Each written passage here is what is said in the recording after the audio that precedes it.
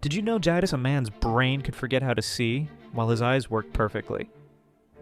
Patient DF was living a normal life until carbon monoxide poisoning changed everything. His vision remained crystal clear, but his brain lost the ability to recognize anything he saw. He couldn't identify a telephone, a coffee cup, or even his own face in the mirror.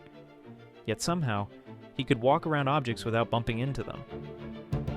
The mystery deepened when doctors watched him describe items in perfect detail without knowing what they were. He could post letters through mail slots but had no idea what a letter was. Then came the most shocking discovery of all. When asked to draw objects he couldn't name, his sketches were flawlessly accurate. His hand knew exactly what his mind had forgotten. This revealed something incredible about how our brains work.